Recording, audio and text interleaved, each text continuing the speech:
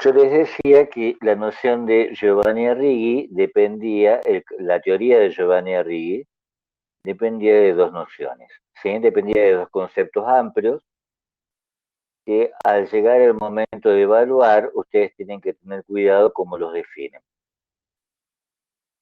Estamos viendo la clase pasada uno de estos conceptos amplios que es el de régimen de acumulación.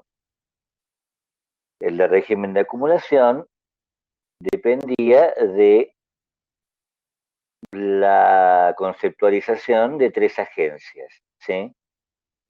Una agencia empresarial que tiene una característica fundamental, su liderazgo. Ese liderazgo supone que puede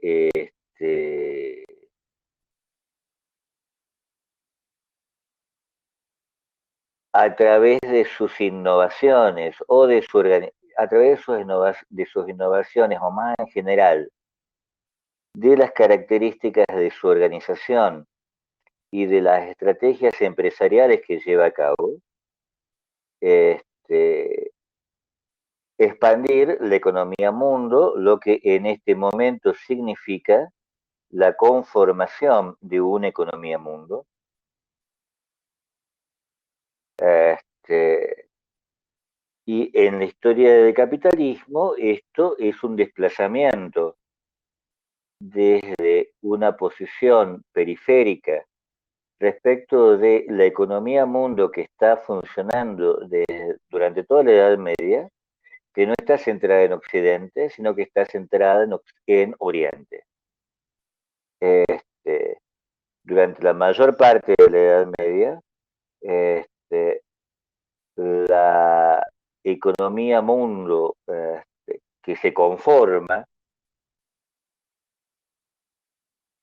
es el sistema comercial asiático, del cual Europa y África se van a conformar como posiciones relativamente periféricas. Este, la, este es un aspecto muy importante. Entonces, el régimen de acumulación son agencias que organizan la economía mundial. Y para organizarlas, las particularidades de estas agencias hacen que puedan estructurar, que puedan conformar una división del trabajo y una organización del espacio para esta economía mundial.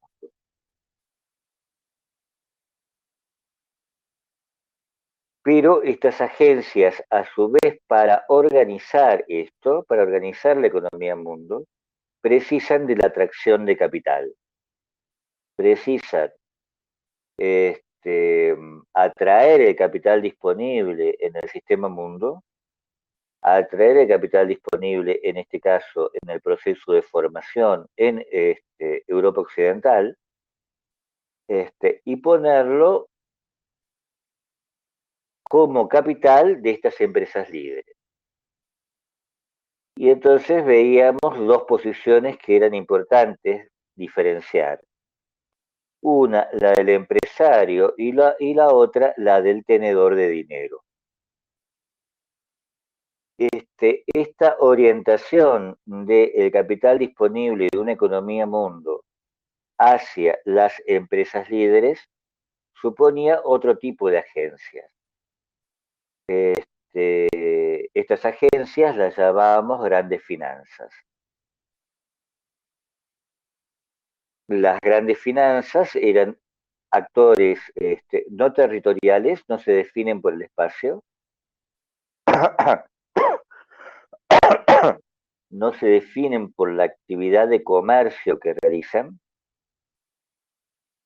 sino se definen solo por las conexiones que mantienen en territorios muy amplios y por la capacidad que tienen para utilizar estas conexiones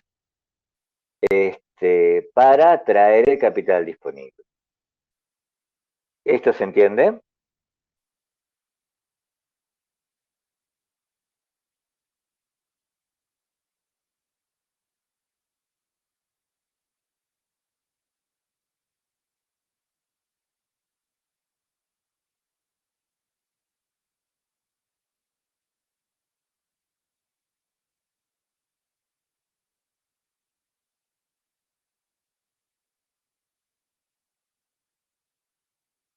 para estos poseedores de dinero,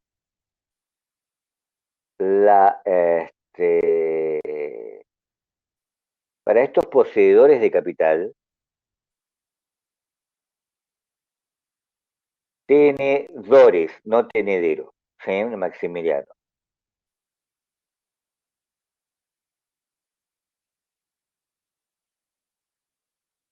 Propietarios, ¿sí? Poseedores, si quieren. Así no pensamos en el utensilio doméstico. Este, el capital fluido sería la búsqueda. No, el capital fluido tiene un propietario. ¿Sí? Como capital, ¿sí? Como masa de dinero, es propiedad de un sujeto.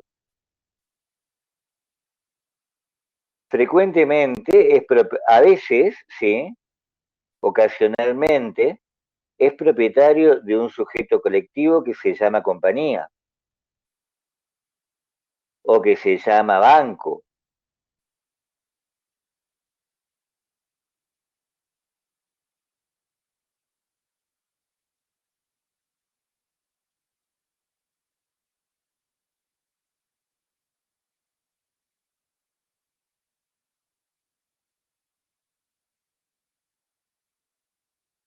¿Se entiende esto? Ahora, estos poseedores, ¿sí? No se definen por el espacio, se definen solo por la posesión de capital, pero no mantienen necesariamente relaciones entre ellos.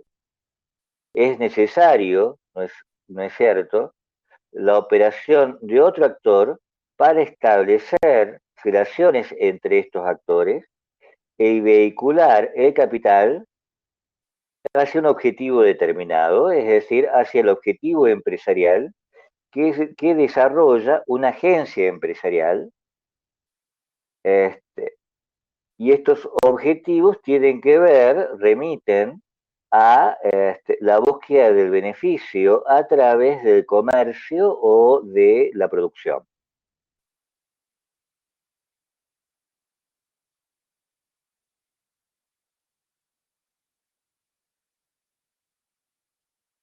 Rosa pregunta, ¿los actores no territoriales es lo mismo que decir poseedores de capital? Los vamos a diferenciar porque a veces no es lo mismo. Y frecuentemente, ¿no? Tenemos un actor o un conjunto de actores que es al mismo tiempo poseedor de capital y también desarrolla otra función que no desarrollan estos actores, que no desarrollan los otros poseedores de capital, que es la búsqueda activa de, de poseedores de capital para su reorientación en una actividad comercial o productiva. Y entonces tenemos, por ejemplo, así va a funcionar durante la mayor parte de la historia del capitalismo hasta entrado del siglo XIX e incluso hasta una parte del siglo XX, familias financistas que frecuentemente constituyen compañías de diverso tipo este, que captan capital ofreciendo oportunidades de beneficio. ¿Me entienden esto? Por ejemplo, piensen en una red bancaria. Este, o en una nación conformada como una red bancaria. Vamos a tener dos ejemplos o tres ejemplos de estas naciones que son al mismo tiempo redes bancarias, redes de financistas, ¿sí? Los genoveses, los judíos, los alemanes, cada uno en algún momento, ¿sí? Va a captar capital que no pertenece necesariamente a esa familia para orientarlo en actividades comerciales o productivas. E incluso para tomar, para captarlo y orientarlo hacia actividades especulativas. ¿Se entiende esto? Entonces tenemos poseedores de capital, ¿sí? Y entidades transnacionales, entidades no nacionales, ¿sí? Que llamamos altas finanzas. ¿Me entienden esto?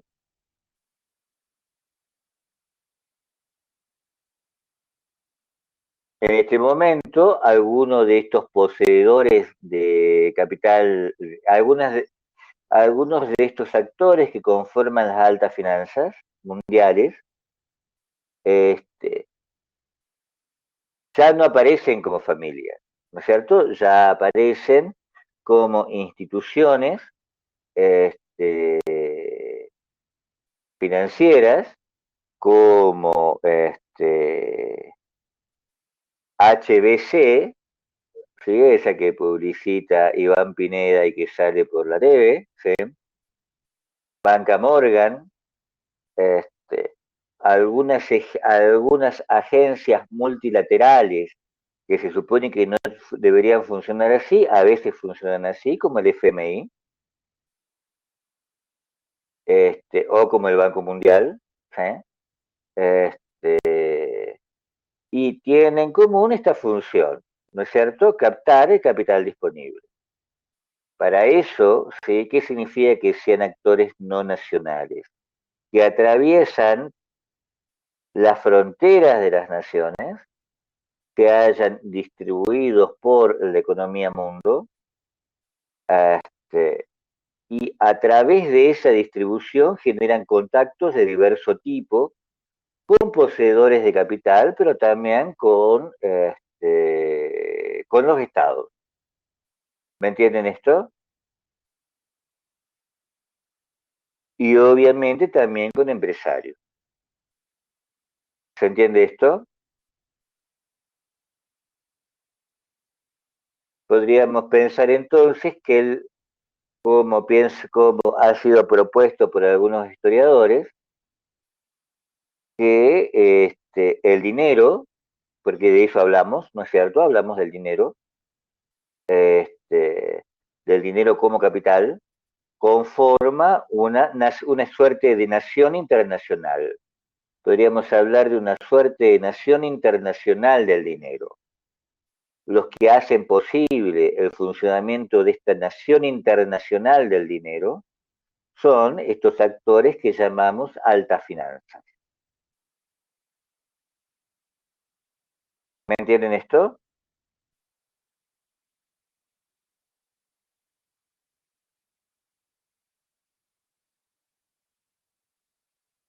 Lo que diferencia a los empresarios de las altas finanzas,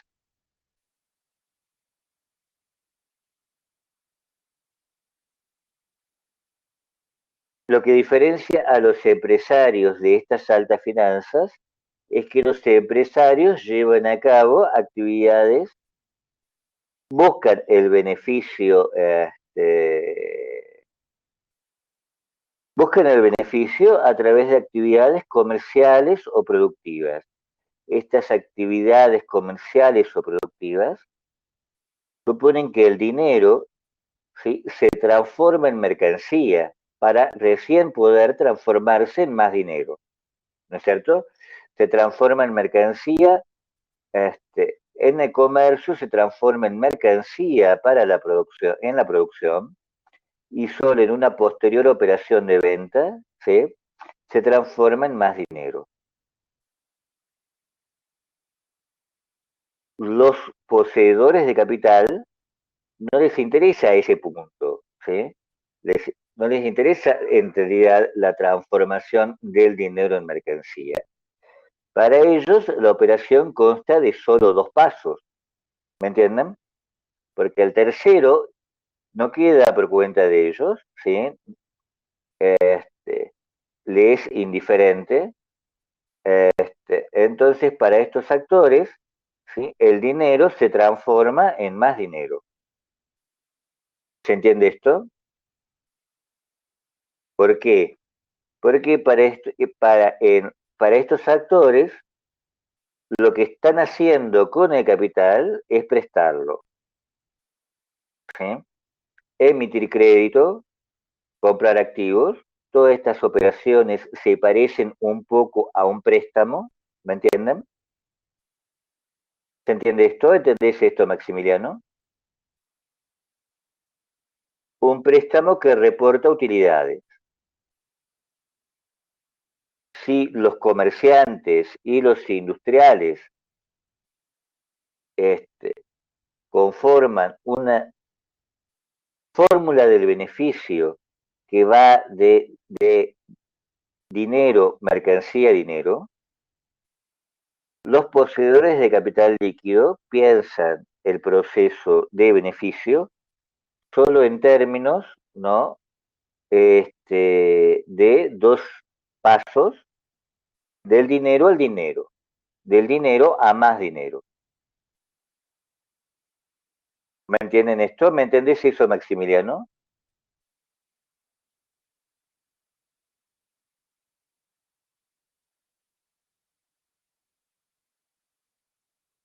Y lo que hacen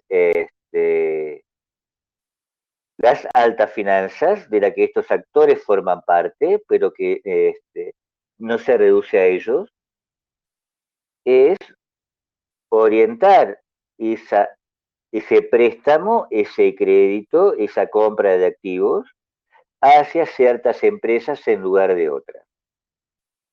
¿Me entienden esto? Lo que hacen estas altas finanzas es orientar ese capital hacia las empresas líderes.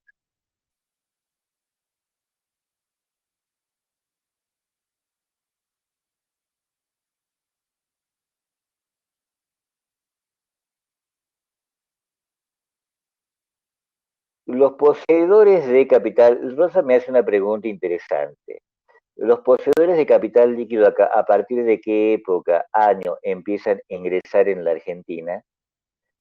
A partir de probablemente se nota, es extremadamente visible su presencia a partir de la presidencia de Rivadavia, con un préstamo muy famoso, este, que es el préstamo de Baring Brothers, este, que vamos a tardar más o menos 50 años, más o menos 30 años, una cosa así, en pagarlo, y el monto del pago va a equivaler, creo, al final a 3 o 4 veces el préstamo emitido. Porque Rosa, no hablamos de cualquier poseedor de capital, sino de poseedores de capital significativos a nivel mundial. ¿Se entiende esto?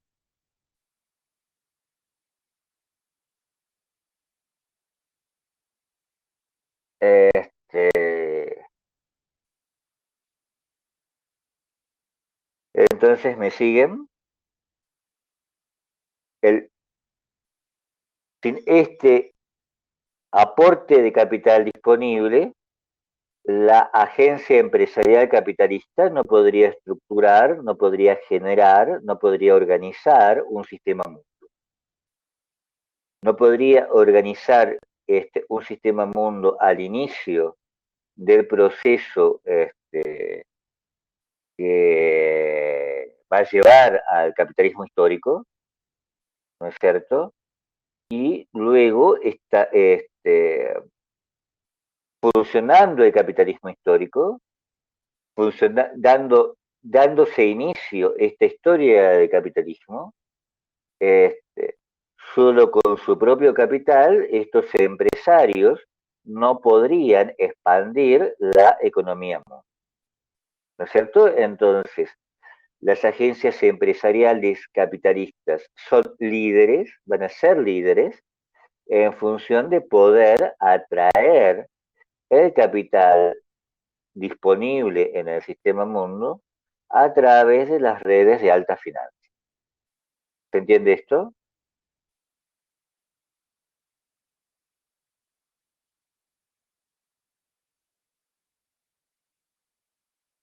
Y nos queda otra agencia más, ¿sí?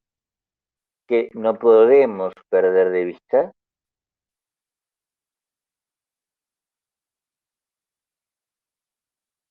que son los estados dentro de un sistema interestatal. Porque obviamente también la empresa, como hemos visto cuando analizábamos Charles Tilly, la empresa capitalista establece, ¿sí?, el capital precisa de las garantías estatales, ¿sí? Y esas garantías estatales son visibles en lo específico que es, en el aspecto que es específico del Estado. ¿Cuál es el aspecto específico del Estado? ¿Qué propiedad tiene el Estado que no tienen estas agencias? Estas agencias habíamos dicho que están orientadas hacia el beneficio, ¿sí? Por eso son agencias capitalistas. El Estado en principio no está orientado hacia el beneficio. ¿Hacia qué está orientado el Estado? Obviamente, siguiendo a Jacques Tilly, a lo que está orientado el Estado es al ordenamiento de un territorio, ¿no es cierto? Para este ordenamiento del territorio significa estas operaciones que habíamos visto con Tilly, ¿no es cierto? Que eran, ¿no?, la guerra, ¿sí?, el control del territorio, la tributación. Y para realizar estas tres funciones, recuerdan, era necesaria, este, se establecía un intercambio con, con empresarios y poseedores de capital. Y este intercambio giraba alrededor de esta noción importante para Tilly, que era la protección. Ahora, ¿qué ocurría en la perspectiva de Tilly? Llegado a un punto, si la protección puede considerarse en principio como un tributo extorsivo, llega a un punto en que, puesto que para atraer clientes debe ofrecerle protección efectiva, y esta protección efectiva supone ventajas comparativas respecto de sus clientes,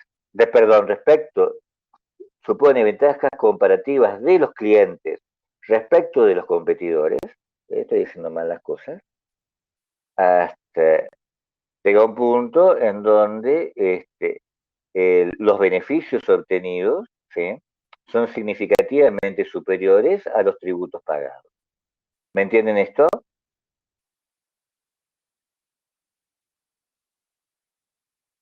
¿Se entiende esto?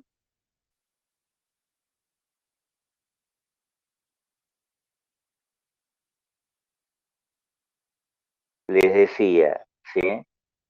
¿Qué ocurre con la protección?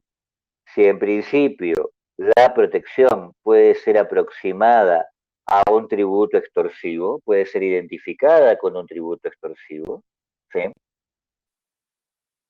para atraer clientes, ¿sí?, esa protección debe ser efectiva, ¿no es cierto?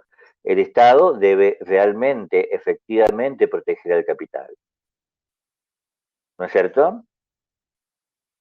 Y para los empresarios y poseedores de capital, esa protección efectiva se transforma en qué cosa, entonces, en una ventaja respecto de empresarios y poseedores de capital competidores.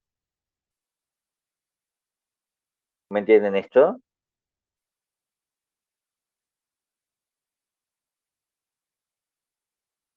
Entonces, este, los beneficios obtenidos por la protección se vuelven significativamente mayores que el tributo.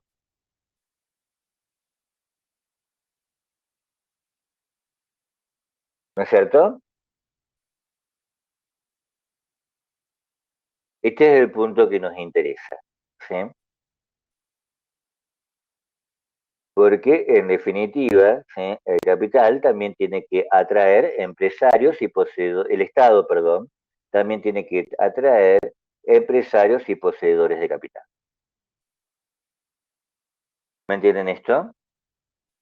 Y por lo tanto debe darles las oportunidades de esta protección, ¿sí? Protección que implica garantías de beneficio.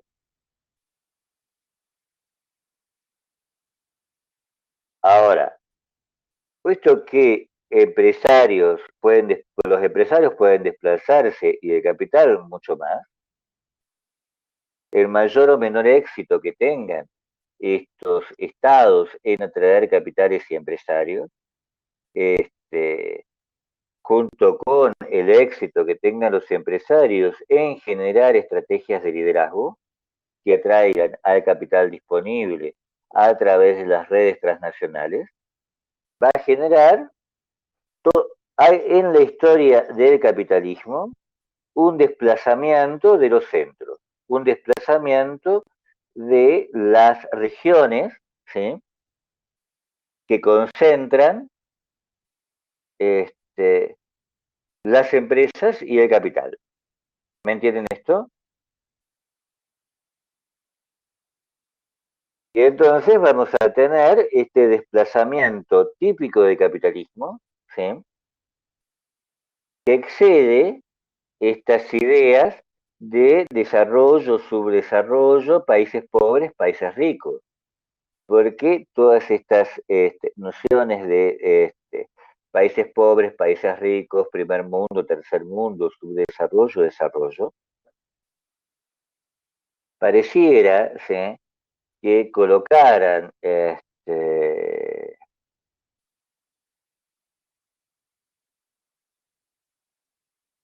mm,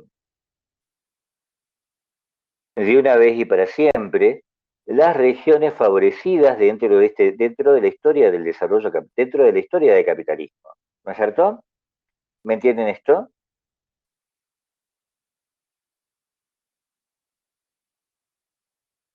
Lo que tenemos en vez de eso, lo que tenemos en la historia del capitalismo, ¿sí?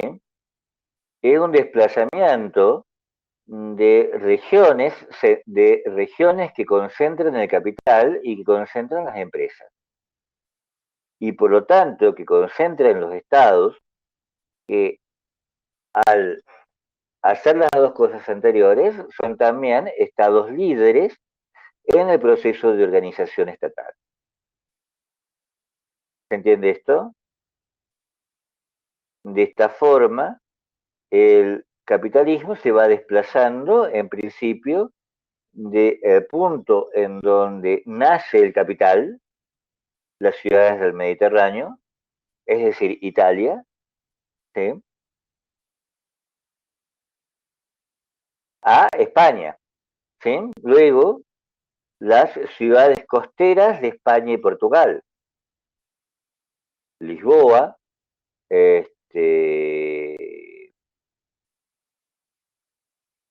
ay, se me fue, este, Sevilla, este, Mallorca, ¿no es cierto? Son en el siglo XVI las ciudades que concentran el máximo de desarrollo del capitalismo. ¿Se entiende esto?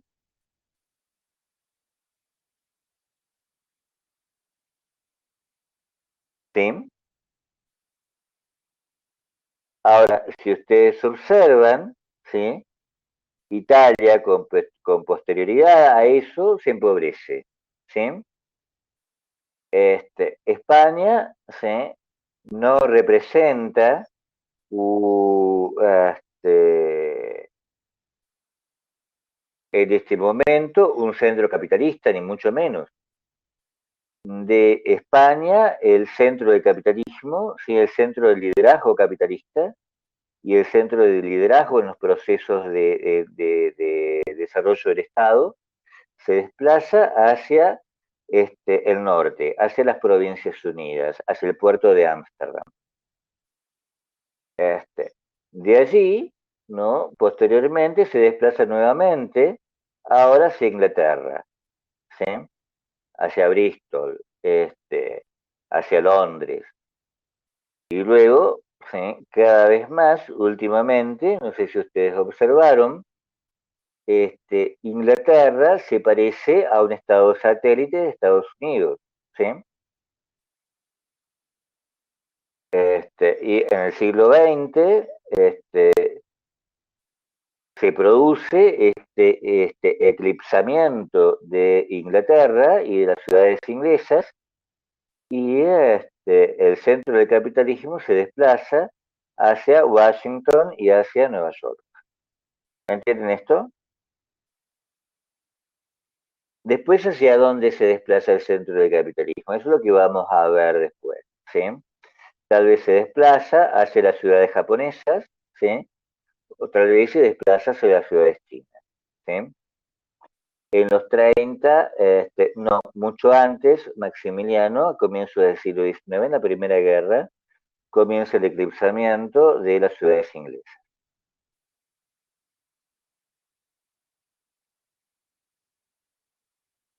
¿Se entiende esto?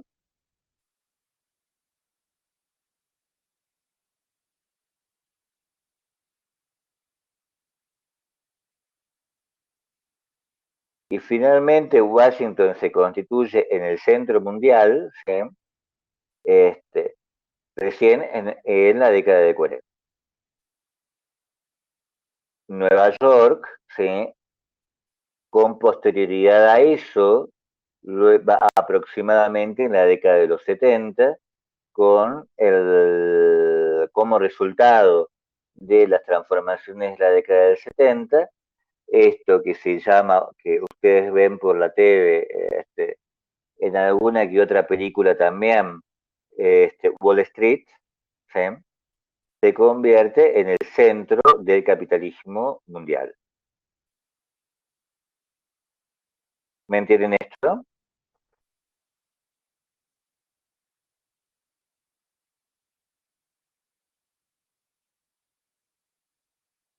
Pero en cada uno de estos estados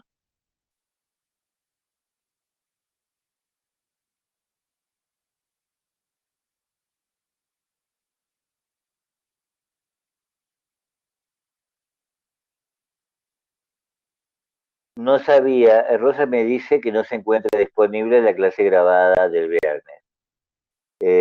Yo voy a subir la clase, que grabo siempre un respaldo, así ustedes ya la bajan, ¿sí? Después les mando un link por la mensajería del Moodle.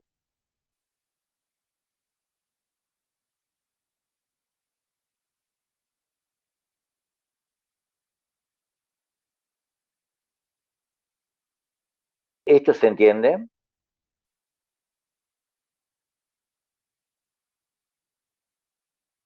Ahora, si ustedes ven, no se trata necesariamente de... Entonces, los centros del capitalismo han ido cambiando, ¿sí? Y el Estado capitalista, lo que podemos llamar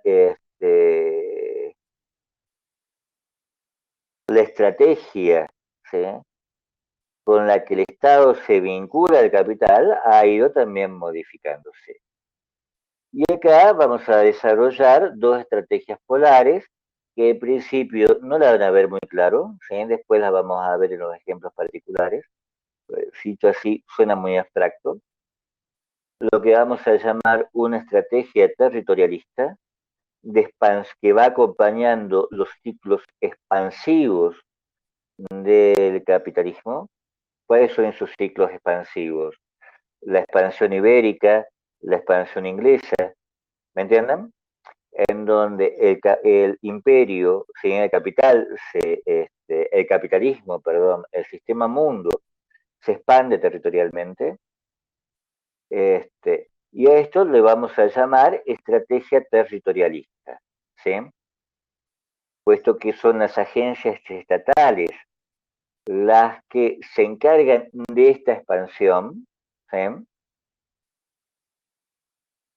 ¿Me entienden? De esta expansión territorial, porque como territorio, ¿sí? No se enfrenta siempre a el problema del ordenamiento y de la protección.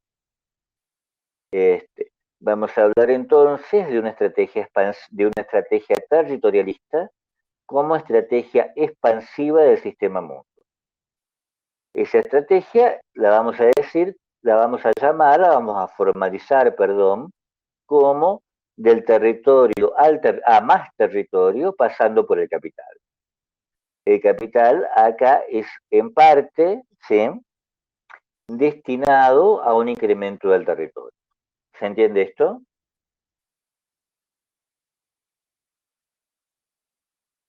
¿Se entiende esto?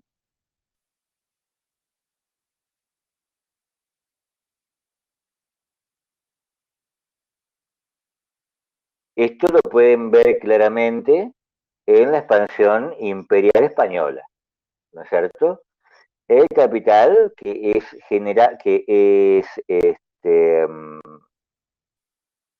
aportado sobre todo por los financistas europeos, en particular los genoveses, financia financia en parte una expansión territorial.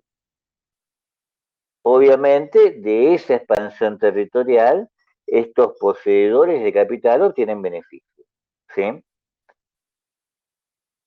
Pero, ¿sí?, la empresa de expansión territorial no está pensada solo para el beneficio de estos poseedores de capital. ¿Me entienden esto? Sino está pensada en términos de una razón del Estado, de una razón expansiva del Estado, de una razón imperial del Estado. ¿Se entiende esto?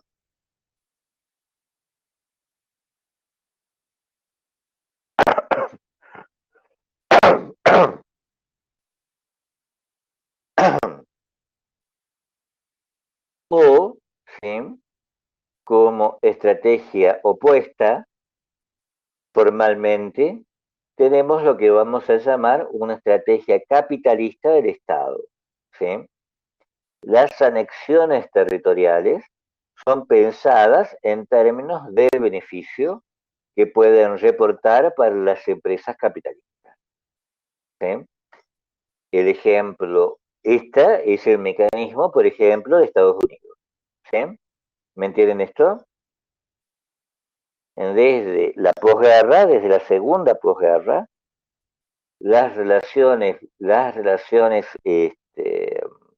la política exterior estadounidense, lo que se llaman los intereses de Estados Unidos, están asociados a las transnacionales estadounidenses. ¿Me entienden esto?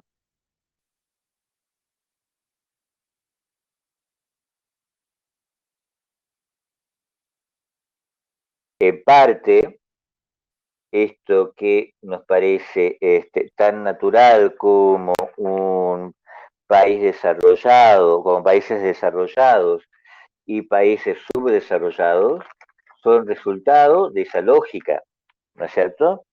Porque si ustedes piensan, luego de la Segunda Guerra Mundial, salvo Estados Unidos, que no sufre, salvo el bombardeo de Pearl Harbor, la guerra en su propio territorio, ¿sí?, América Latina y una parte de África y Asia, este, el resto de Europa, Asia y el norte y este de África terminan por completo, resultan destruidos, ¿no es cierto? No tendría sentido en ese caso hablar de un desarrollo o un subdesarrollo. Ni un desarrollo ni un subdesarrollo debido a procesos de industrialización o a un desarrollo lineal que fuera de la industrialización al bienestar contemporáneo, ¿no es cierto? este, nuestro desarrollo, subdesarrollo, comienza, ¿sí? Se inicia como política estadounidense en términos de estas expansiones selectivas que van a generar el desarrollo, que van a generar los países desarrollados. Es decir, Europa, que luego de la Segunda Guerra está por completo, su estado es catastrófico. Japón, que luego del bombardeo de Hiroshima y Nagasaki es poco menos que es poco más que un suelo quemado. Este, y obviamente Estados Unidos, que va a ser el gran vencedor de la Segunda Guerra Mundial. ¿No es cierto? ¿Me entienden esto?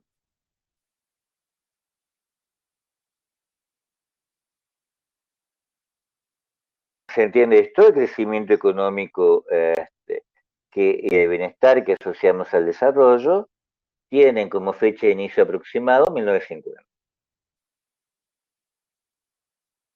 ¿Sí? Porque Estados Unidos, como les repito, desarrolla este tipo de estrategia que en lugar de plantear un mecanismo expansivo territorialmente para el capital, más bien desarrollan un mecanismo intensivo de expansión para el capital.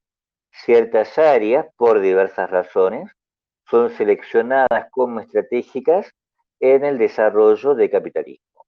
Es decir, en la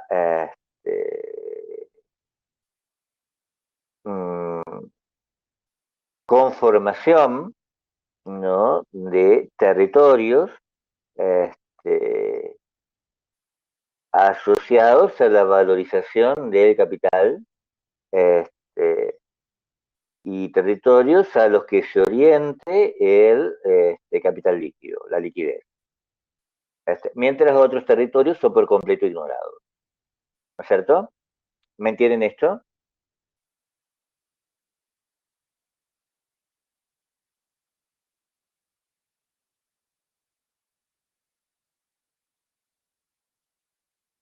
Y acá tenemos otro problema, ¿sí? Porque estos estados que se desarrollan dentro de un sistema de estos estados, ¿sí? Que se asocian con empresas capitalistas y con altas finanzas, existen en un sistema interestatal. ¿Sí? Esto es un aspecto importante. ¿Sí? Porque esta existencia en un sistema interestatal establece su propio mecanismo de liderazgo. ¿Sí? Ya no empresarial, ya no en términos de la atracción de capital, sino en términos de las relaciones entre estados. ¿Me entienden esto? A esto le vamos a llamar el problema de la hegemonía.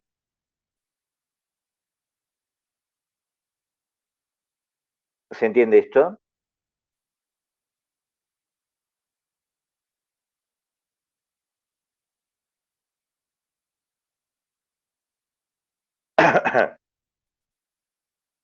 Y acá tenemos que tener cuidado, ¿no es cierto? Porque lo que consideramos un sistema interestatal, en este momento, obviamente, no ha existido siempre. ¿Sí? En realidad, vamos a pasar de un sistema de interestatal, lo vamos a decir así. La historia del capitalismo va a empezar, ¿sí? En el siglo XVI con, con estados dinásticos que buscan transformarse en imperios.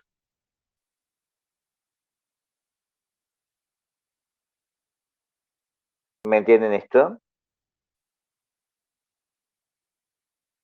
Tenemos, piensen en Inglaterra, estados dinásticos como la corona de Inglaterra, como la corona francesa, como la corona de los Habsburgo, como el Sacro Imperio Romano Germánico, ¿sí? Que reúne España, Austria, los Países Bajos católicos, etcétera, todos en disputa entre sí. ¿Me entienden?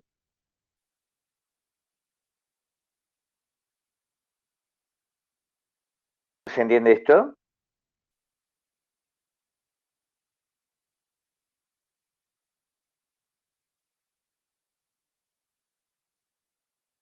¿Qué es lo que buscan estos? A ver, imagínense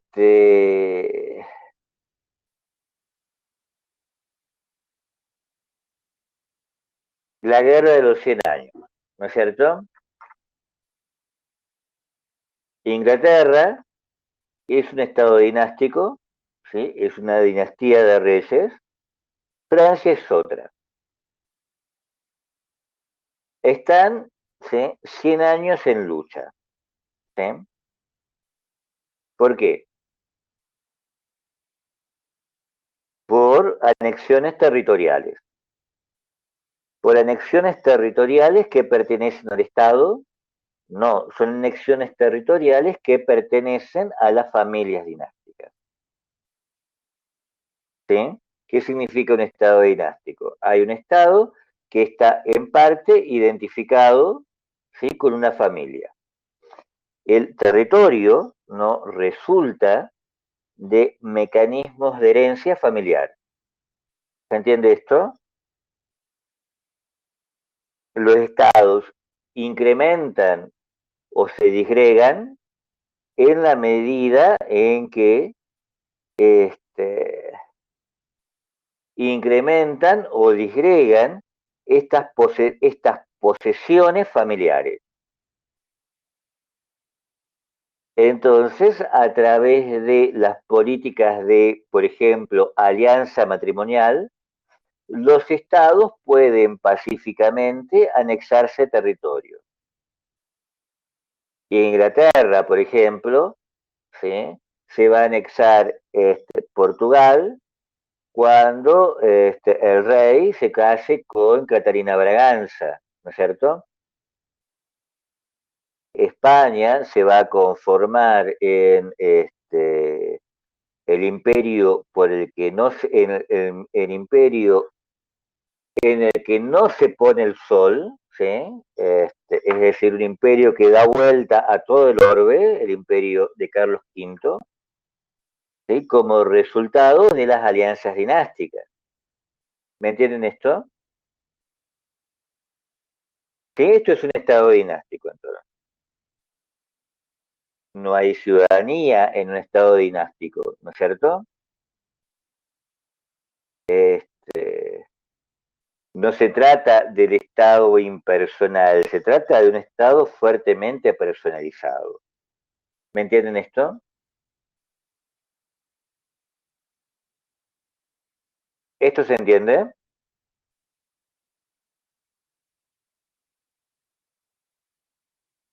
Ahora, ¿qué ocurre con este estado? Y sobre todo con algunas de las potencias, con dos de las potencias centrales en el inicio del proceso capitalista. No solo compiten por posesiones territoriales dinásticas, compiten además por otra cosa. Una cosa que solo tiene sentido, ¿sí? Para los católicos, ¿sí? Para este mundo cristiano, perdón, para los católicos no, para el mundo cristiano occidental, ¿sí? Justo en el momento, ¿sí? En que se produce la guerra de la reforma, las guerras de reforma, justo en este momento, ¿sí? Hay una idea que solo tiene sentido para los cristianos europeos católicos. Esta idea es el imperio. ¿Sí?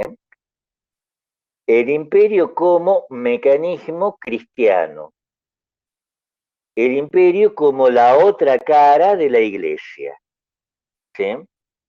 Si, yo no sé qué tan católicos son, si han hecho la primera comunión, la confirmación y demás. Pero este es el momento en donde la confirmación y la comunión les servirían. Este es el momento en donde se salvan. No sé si llegan.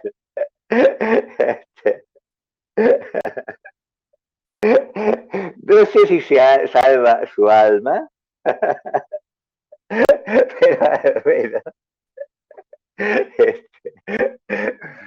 se salva su espíritu académico. ¿Qué es la iglesia para un cristiano? Para un cristiano católico. ¿Sí?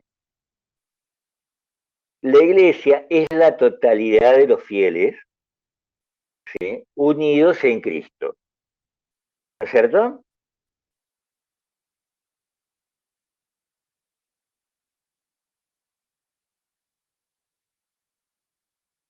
Esto, si no me lo entienden, si no lo entienden, no les puedo explicar. Porque este, yo como Miriam también hice todas estas cosas por obligación. Así que, qué sé yo, como que las doy por supuestas, ¿no es cierto? No me importa mucho. Pero acá son importantes, ¿no es cierto? La iglesia es un mecanismo de unificación trascendente, de unificación, ¿sí? Por la fe. Y esa unificación por la fe se traduce en la salvación, ¿no es cierto? ¿Me entienden? Finalmente, en el Apocalipsis, cuando retorne Cristo, este, esta iglesia, ¿no? Se une en la resurrección de las almas, ¿no es cierto? ¿Me entienden esto? Ahora, hay aquí un problema.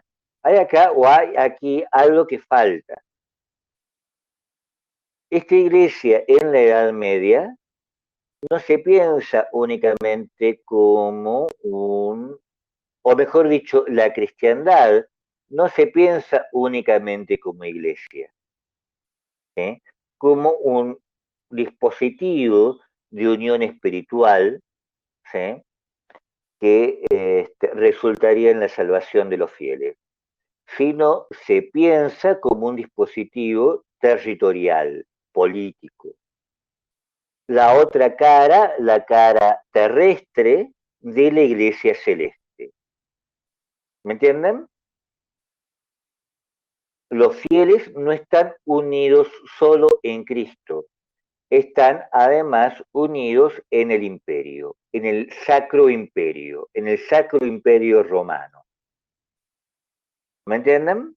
¿Me entienden esto?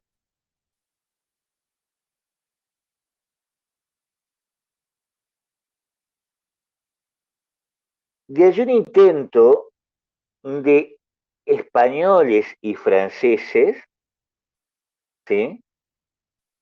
Claro, Miriam me dice, pero solo hablamos de catolicismo. Claro, porque para los reformistas, para la reforma tanto anglicana como luterana y calvinista, la iglesia, ¿sí? Existe en cada fiel.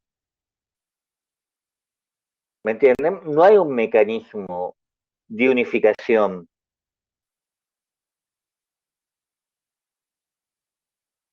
que no sea Dios, que no sea Cristo. Así que parte, ¿sí? A la par que se desarrollan las guerras de religión, que patean todo esto y lo dejan sin efecto, se desarrolla el último intento de parte de ingleses y de parte de españoles, en realidad de mucho más complicado porque no son españoles únicamente, es una corona que abarca desde Alemania hasta España, el Sacro Imperio Romano Germánico, y franceses, ¿sí? Que se disputan Europa, que se disputan la cristiandad, porque se piensan herederos del imperio. ¿Me entienden esto? Por supuesto, ¿no? Que esta idea es en parte está bien, Miriam, pero lo que pasa es que la catolicidad, Miriam dice, yo diría la catolicidad. Está bien, Miriam, es cierto. Pero lo que pasa con la catolicidad es que no existe como palabra, por eso me resulta rara. Sería más claro, ¿sí? Con el perdón de ustedes, yo voy a hacer como Miriam y voy a hablar de la catolicidad. Entonces. Pero la catolicidad, obviamente, es, es en parte, pero solo en parte, una excusa, ¿no? Yo personalmente pienso que los españoles, los Habsburgo en general, ¿no? Este, los alemanes católicos, los Países Bajos católicos, realmente creen lo mismo que una parte importante de los franceses, realmente creen esto, ¿sí? Pero también, ¿sí? Creen esto porque esto se articula, ¿sí? Con las posibilidades de expansión territorial y de guerra contra el adversario, de finalmente eliminación del adversario, ¿no es cierto? ¿Me entienden esto? Así que esto es en parte creencia religiosa y es en parte política, ¿no es cierto? Pero si ven ustedes, si entienden, si ven ustedes, no es estrictamente una política moderna, en el sentido que hablamos de un Estado moderno, de un Estado soberano. ¿Sí? Si ven ustedes, ¿sí? Las guerras modernas no se consideran en estos términos como anexiones que den lugar a una nueva entidad territorial, ¿sí? A una nueva entidad dinástica.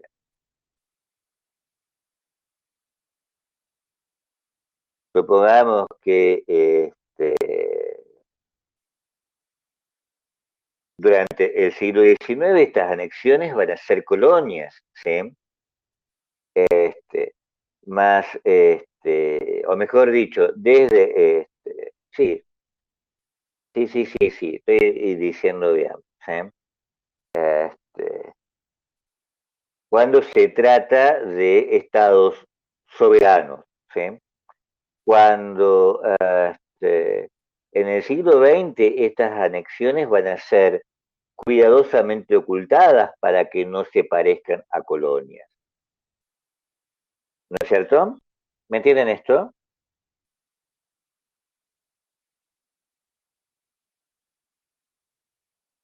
¿Esto se entiende? Entonces vamos a decir que estos mecanismos interestatales que son este primer sistema interestatal, este, es medieval, ¿sí? Es aún medieval.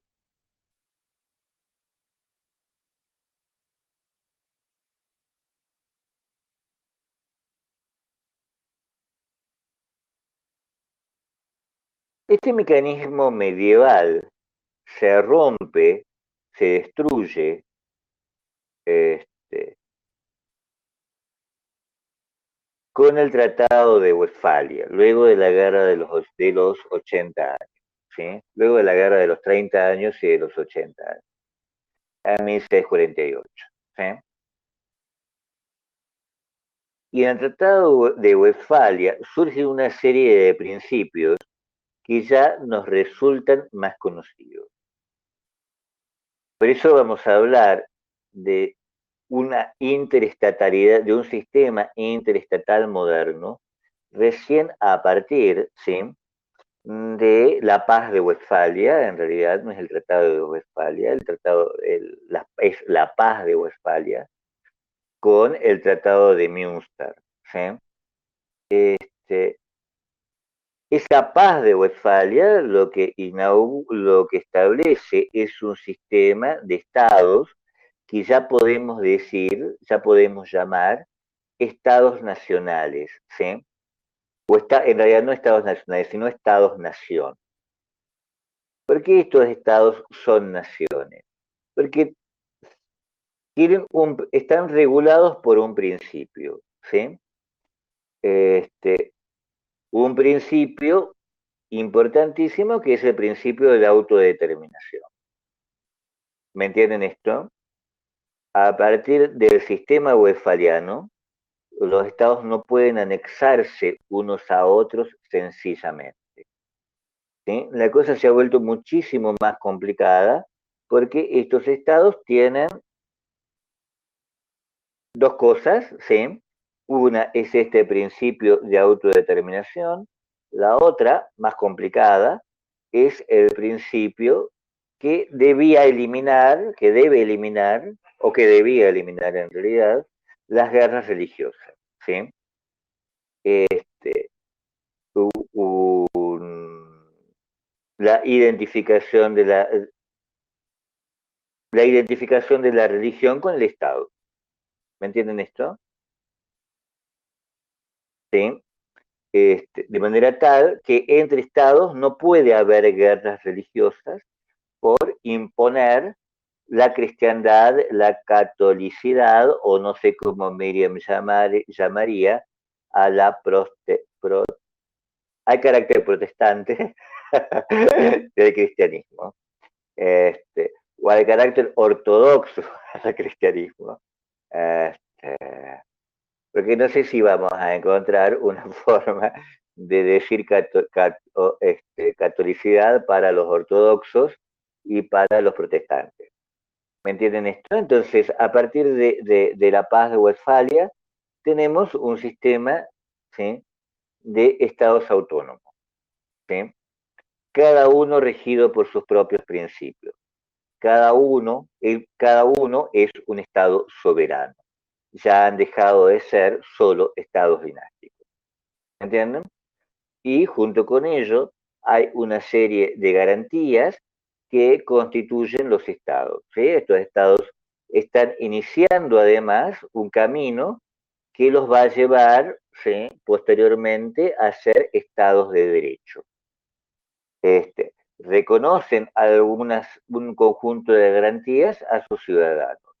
En particular, ¿sí?, una garantía muy importante, el derecho de propiedad. ¿Me entienden esto?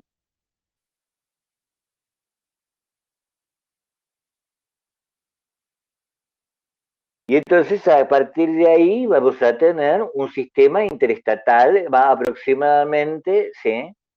Después vamos a ir haciendo las correcciones pertinentes, ¿sí?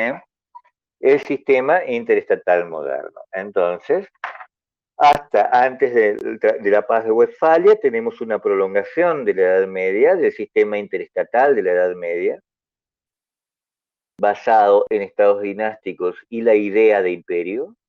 Y luego de la paz de Westfalia tenemos un sistema interestatal moderno, ¿no es cierto? Un sistema de estados soberanos, ¿sí? ¿Me entienden esto?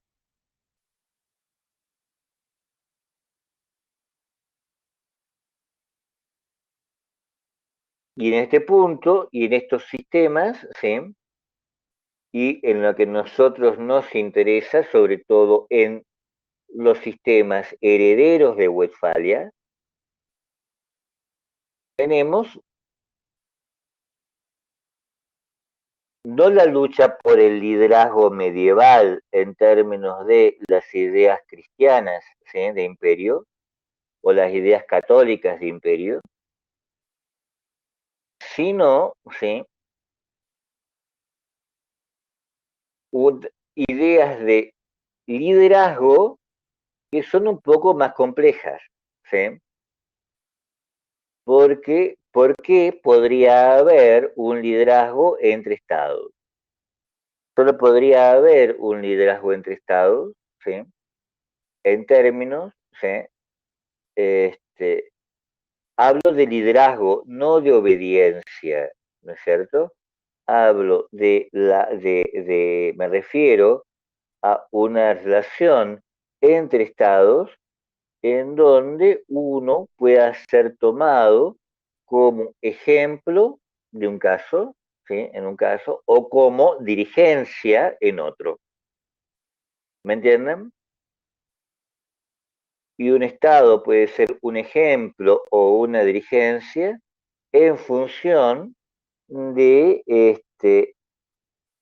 las estrategias, en función del éxito de las estrategias de ordenamiento territorial en relación con el problema básico de los estados, ¿sí? Con los problemas básicos de los estados, es decir, el ordenamiento territorial de los que están sujetos a ello, ¿sí? Como gobierno, domino, someto, como ustedes quieran, a los gobernados. ¿Me entienden? Entonces, el problema del liderazgo interestatal pasa a ser el problema del gobierno de los gobernados, el gobierno de los sujetados, ¿sí? A un territorio. ¿Se entiende esto? Los estados van a ser líderes en función de cómo enfrenten este problema que afecta también a la relación entre capital y Estado, que es el problema del ordenamiento de la población en el territorio. ¿Se entiende esto?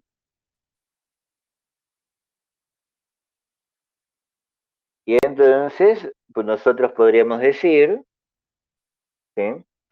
O nosotros, ¿por qué podríamos decir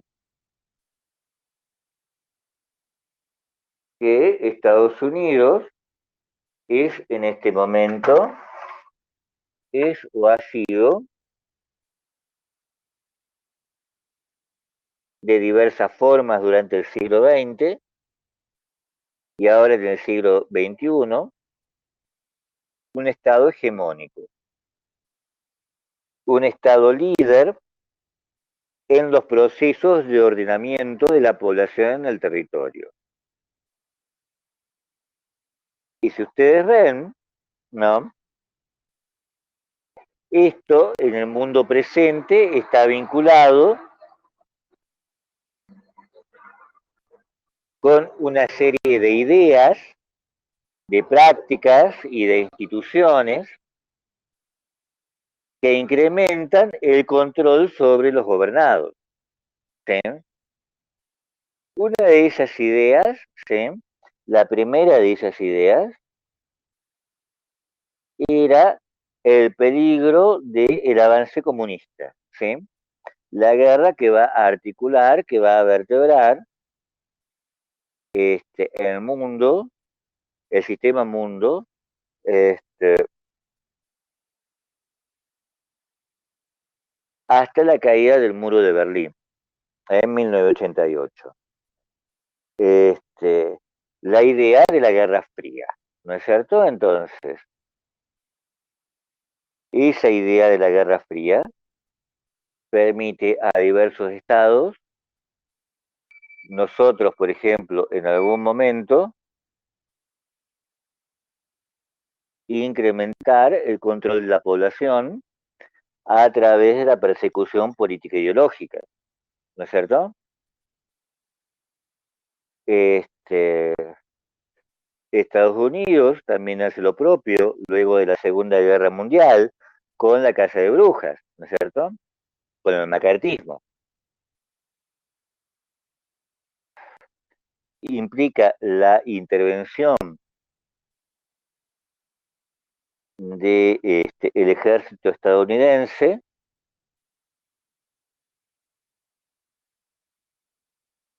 en algunos puntos claves para la protección del mundo libre, ¿no es cierto? La guerra de Corea, la guerra de Vietnam,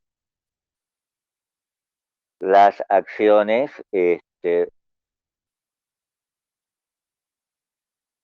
en América Central, en Nicaragua, ¿sí? Los conflictos permanentes en Cuba. Con posterioridad a eso, ¿sí?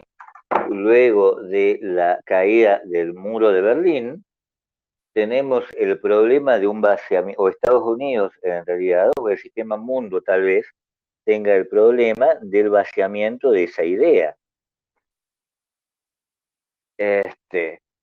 Y la colocación de otras ideas que asimismo incrementan el control de la población sobre el territorio, ¿no es cierto? En donde Estados Unidos también aparece como líder, ¿sí? Del sistema interestatal, ahora entendido en términos políticos, ¿no es cierto? Porque de eso estamos hablando cuando hablamos de un liderazgo y de una hegemonía mundial en un sistema interestatal. El peligro de la droga, por ejemplo, ¿sí?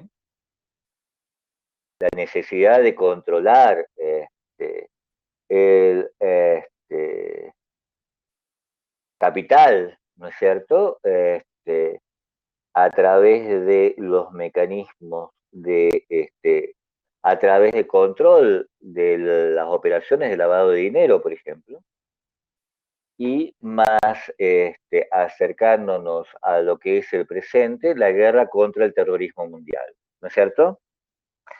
En ambas perspectivas, ¿sí? En ambas direcciones,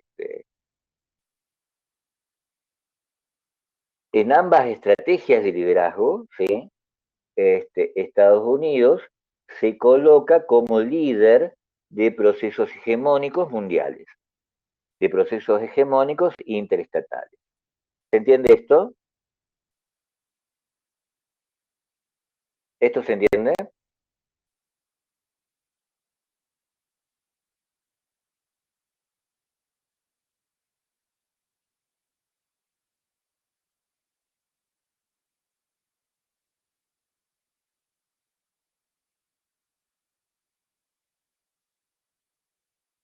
Entonces tenemos, ¿sí? No, no tengo otra diapositiva para esto, porque esto lo vemos de a poquito en cada diapositiva. Vamos a ver de a poquito cuando vayamos avanzando, ¿sí? Porque si no, tengo que repetir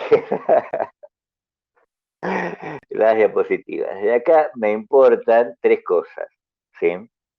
Estas tres agencias, ¿sí? Estas tres agencias que hemos visto, ¿sí?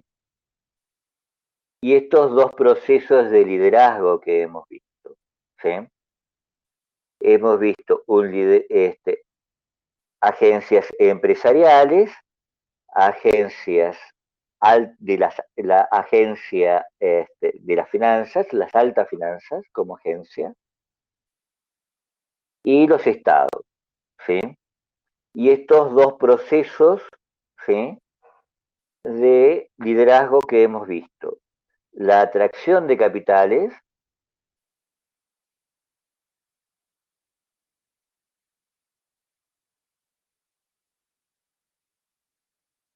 y la hegemonía dentro del sistema interestatal. ¿Me entienden?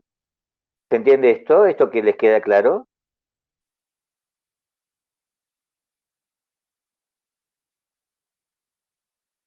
Estas agencias entonces conforman el régimen de acumulación, los momentos expansivos, ¿sí? Del sistema mundo, expansivos territorialmente o expansivos en su intensidad.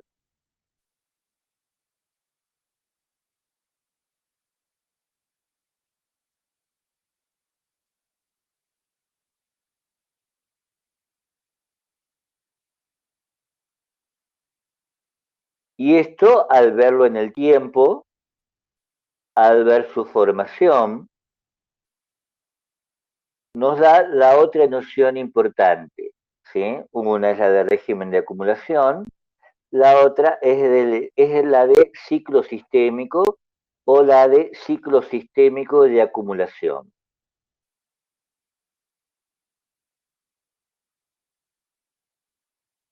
El ciclo sistémico de acumulación es la formación del régimen de acumulación, ¿sí? Y su declive. ¿Me entienden esto? En el momento de su expansión material, el ciclo sistémico tiene esta forma que ustedes, que les es familiar, ¿sí? Que es la forma del capital de M de prima, dinero, mercancía, más dinero,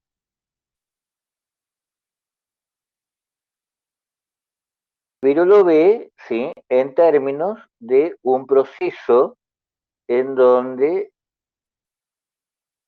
el sistema mundo se produce, se reproduce y se amplía.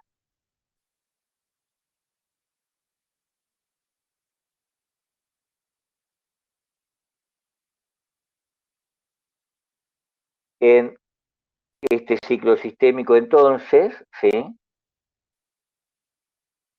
La fase de conformación de un régimen de acumulación corresponde a la formación de agencias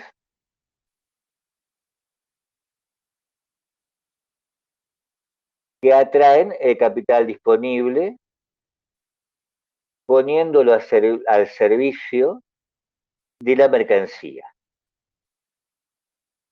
en el comercio o en la producción. ¿Me entienden esto?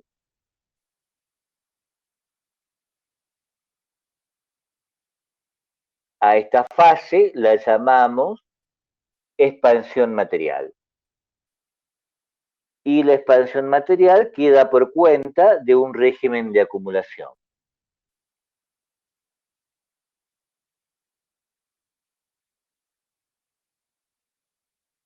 ¿Me entienden esto?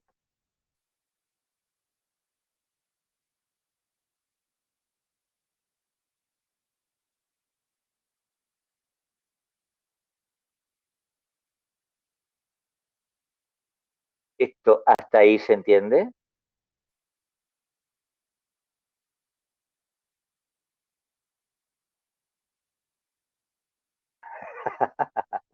Ok, Miriam, no cambio. Este, esto hasta ahí se entiende.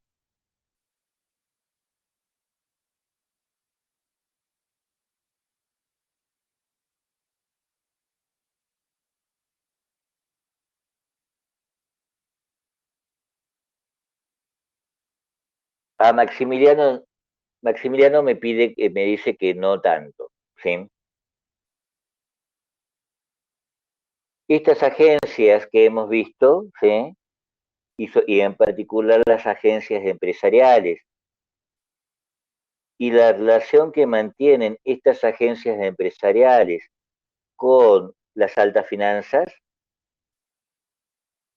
subordinan u orientan el capital disponible a una estrategia de acumulación, ¿sí?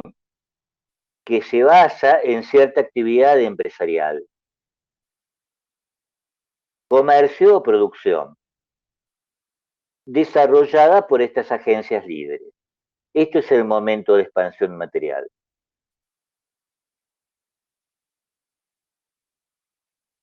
Entonces, ¿sí? Los genoveses, por ejemplo, ponen a través de sus redes europeas, ponen el capital disponible en el sistema mundo al servicio, o una parte importante, porque nunca es todo el capital, obviamente,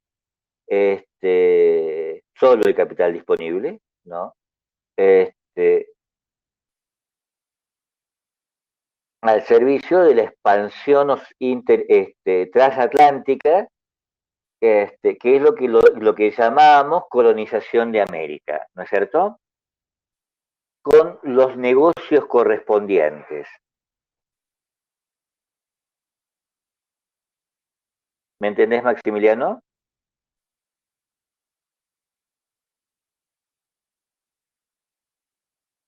Estos negocios son operaciones que giran alrededor de la mercancía, sobre todo de las operaciones monopólicas que lleva el Estado español, ¿sí?, en América, y de la captación monopólica también, ¿sí?, que hace el Estado español de ciertas otras mercancías extraídas de América. Obviamente, la mercancía más importante acá, todos ustedes se imaginan cuál es, ¿no es cierto? ¿Cuál es? La plata y el oro americano. ¿Me entienden esto? Más la plata que el oro. Porque la plata se extrae en mayor cantidad que el oro en América.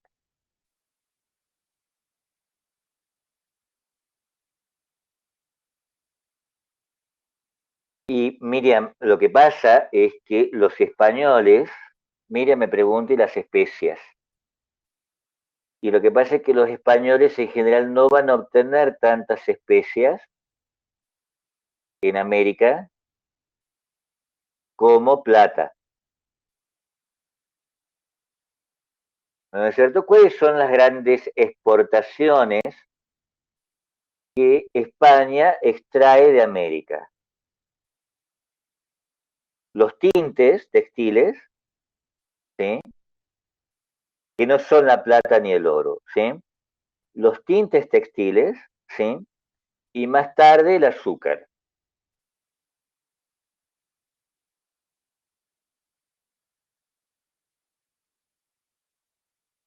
Pero van a ser los portugueses, ¿sí? Vacas no hay en América, caballos mucho menos. Todas las vacas y los caballos, ¿sí?, como las gallinas, ¿no? Este, son trasladadas a América desde Europa.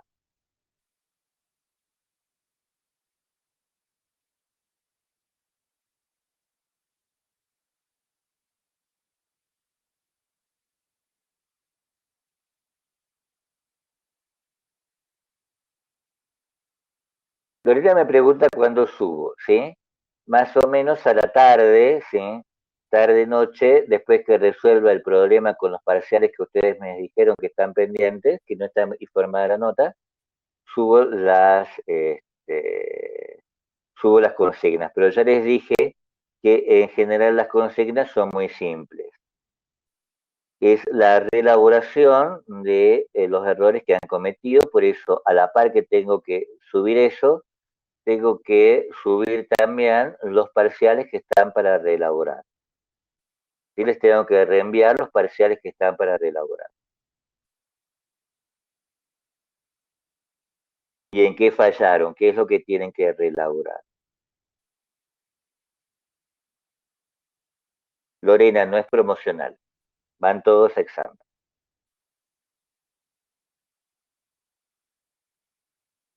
¿Se entiende esto?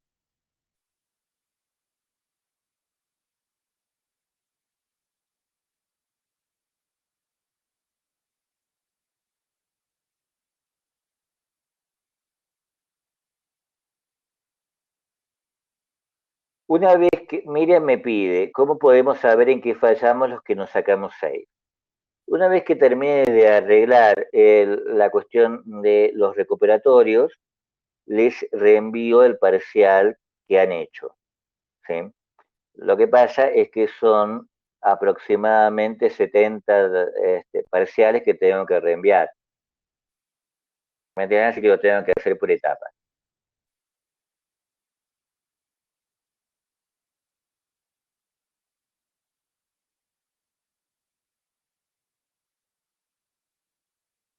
¿Se entiende esto entonces? ¿Sí? Maximiliano, ¿me entendés lo que es el ciclo, lo que es la expansión material dentro del ciclo sistémico?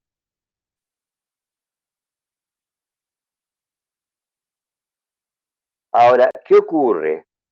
¿sí? Ocurre aproximadamente, ¿qué ocurre con un régimen de acumulación? Ocurre aproximadamente lo que habíamos visto con Wallerstein, ¿sí? Y con los ciclos de Kondratiev. Finalmente, ¿sí? La competencia, ¿sí? Se generaliza y con la generalización de la competencia, ¿sí? Disminuyen los beneficios. Al disminuir los beneficios, disminuye, ¿sí? La reinversión del capital, es decir, llega a su fin la expansión material. ¿Se entiende esto?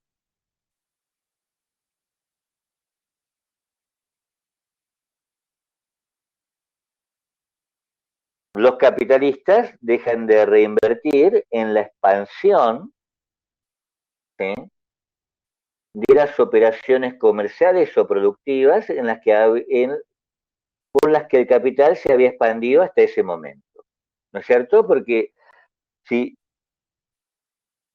ustedes siguen reinvirtiendo, ¿sí?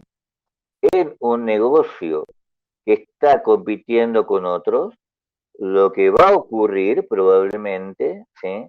Es que van a disminuir todavía más los rendimientos de sus operaciones empresariales. ¿Me entienden esto?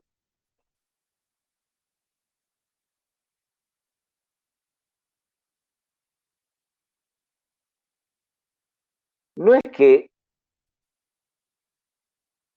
serían las ganancias, ¿no es cierto? Acá recuerden que la ganancia en una operación capitalista, ¿sí? No es una ganancia atesorable, es una ganancia que busca oportunidades de reinversión, ¿sí? Ahora, ningún capitalista, ¿sí? Reinvertiría en operaciones comerciales o productivas, ¿sí? Cuyos rendimientos, cuyas ganancias están disminuyendo, ¿no es cierto? Entonces, ¿sí? Se va formando una capa de capital que busca oportunidades de inversión. ¿Me entienden esto? Es decir, el capital recupera su forma líquida.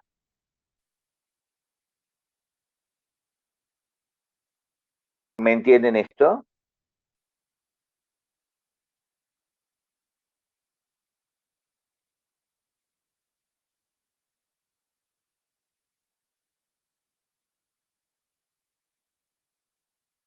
Maximiliano, ¿me entendés?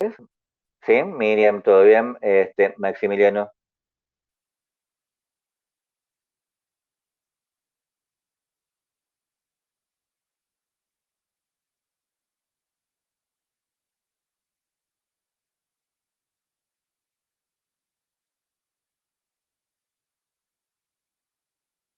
Y entonces, sí,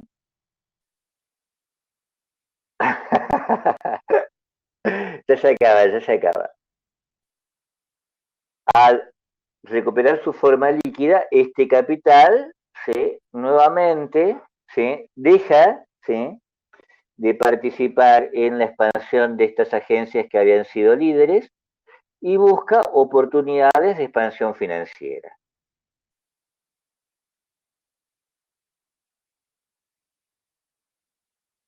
Y entonces tenemos el fenómeno sistémico, ¿sí?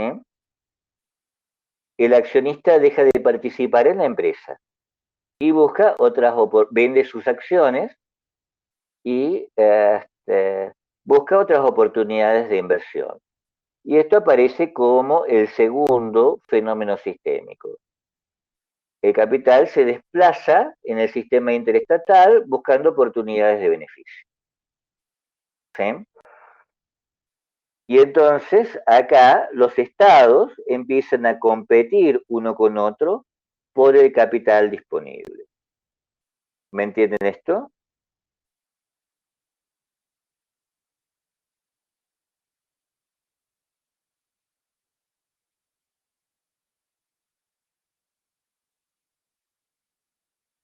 Y depende, Maximiliano me pregunta en qué rubro se da. Y depende del Estado, ¿sí?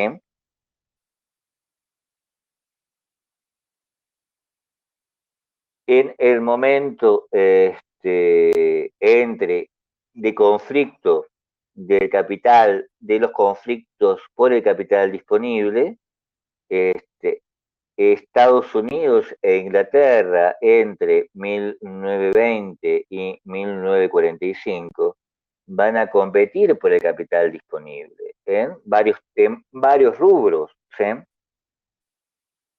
Este, que van desde la deuda pública, ¿sí?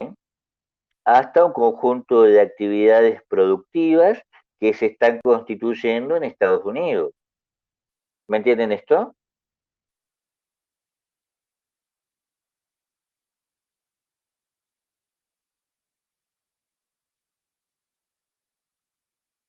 Por ejemplo, Inglaterra desarrolla, esto lo desarrolla muy particularmente, esto se nota muy particularmente en Argentina, desde la década del 30 en adelante, se desarrollan una serie de acuerdos bilaterales entre Inglaterra y Argentina de tratamiento preferencial, por el cual Inglaterra trata de atraer capital, ¿no? Este, y orientarlo hacia las actividades de los estados que les son más afines, los que se llaman sus zonas de preferencia. Y entonces se intenta establecer lo que se llaman zonas de preferencia imperiales o la zona de preferencia de la libra. Este, Ahora, va fracasando, ¿sí? En este intento y el capital disponible mundialmente va orientándose cada vez más hacia Estados Unidos. ¿Me entendés, Maximiliano?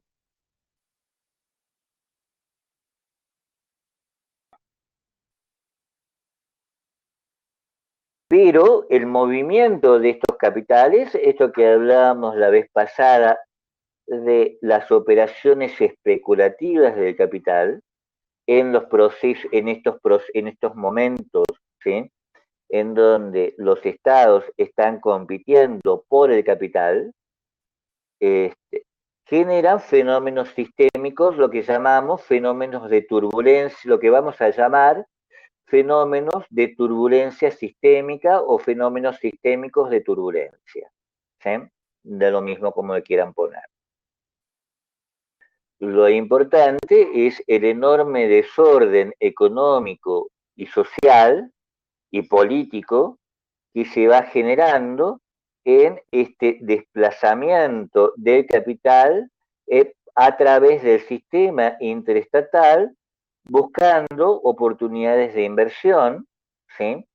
Generadas por estados que compiten uno con otro. Uno de los aspectos más importantes de estos fenómenos sistémicos de turbulencia es la guerra interestatal, ¿sí? Porque finalmente para Arrighi esta competencia interestatal por el capital va a llevar a un conflicto interestatal, ¿sí? Que solo puede manifestarse en un conflicto bélico. Entonces, estos fenómenos de turbulencia van a estar asociados con guerras. ¿Sí? La guerra de los 30 años, ¿sí? La guerra de los 80 años, ¿sí? La guerra anglo-inglesa, las guerras napoleónicas, la Primera y la Segunda Guerra Mundial, los conflictos entre Medio Oriente y prospectivamente los conflictos que podríamos llegar a tener en Extremo Oriente. ¿Sí? ¿Me entienden esto?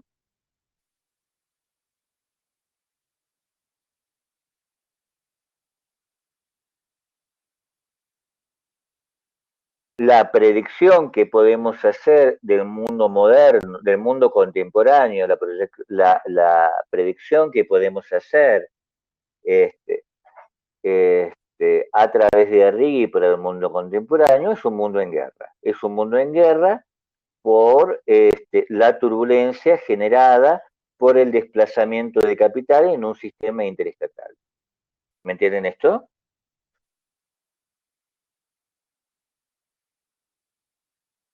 Bien, entonces hasta ahí estamos. ¿Sí? Este, quedamos así entonces, chicos, los que todavía no tienen nota, yo reviso en un momento este, los parciales o me comunico con ustedes si no los tenemos. ¿Sí? Bien, chicos, entonces, hoy les reenvío los parciales a los que tienen que recuperar. Y una vez que esté todo listo, reenvío los parciales al resto. ¿Hay alguna pregunta?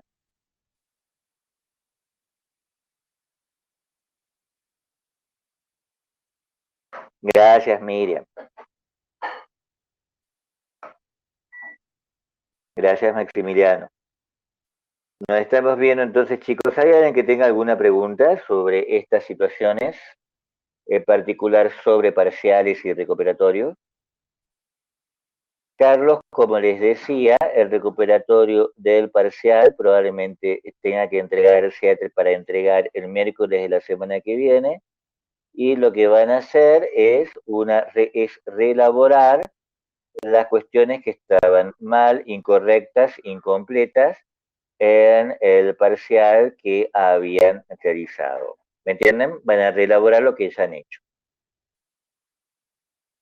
Si aprueban, quedan aún como regulares, todavía les falta un parcial.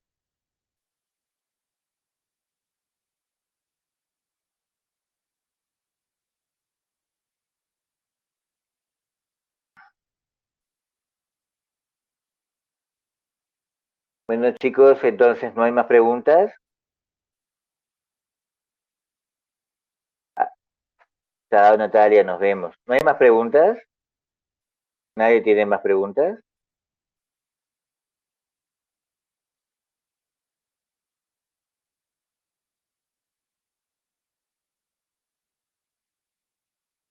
Bien, parece que no. Hasta el viernes, chicos. Buena semana para ustedes.